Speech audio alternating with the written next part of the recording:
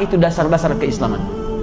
Kita muslim, masuk Islam disebut muslim, sampai wafat dijaga. Jangan sampai wafat kecuali jadi muslim yang baik. Pertanyaannya, ketika saya masuk Islam, apa yang harus saya pelajari pertama kali?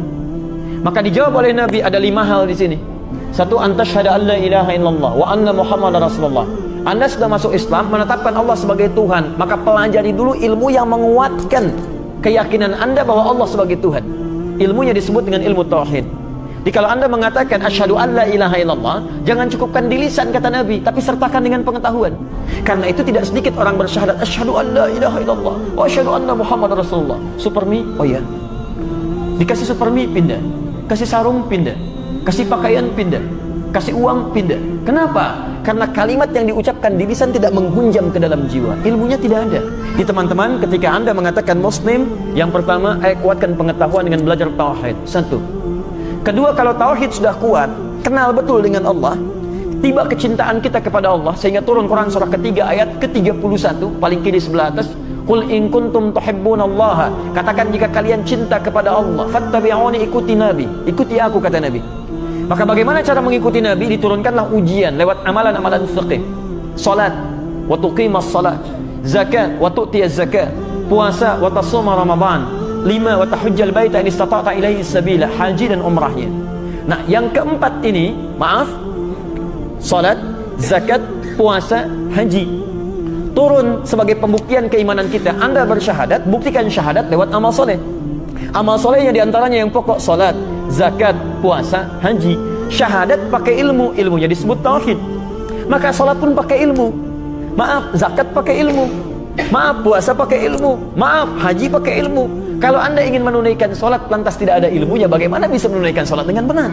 Selevel sahabat Nabi bernama Khalad bin Rafi Az-Zuraiqi, disebutkan di hadis Muslim nomor hadis 397, itu pernah salat di samping Nabi. Datang ke masjid Nabi, ja'a rajulun ila Nabi sallallahu alaihi wasallam, fadakhala al-masjid an-nabawi, salat di masjid Nabi. Kemudian wan nabiyyu fi nahiyatin ukhra min al-masjid. Nabi itu duduk di sisi yang lain di masjid. Dia salat, begitu selesai salat, thumma atan nabiyya sallallahu alaihi wasallam, dia mendatangi Nabi sallallahu alaihi wasallam.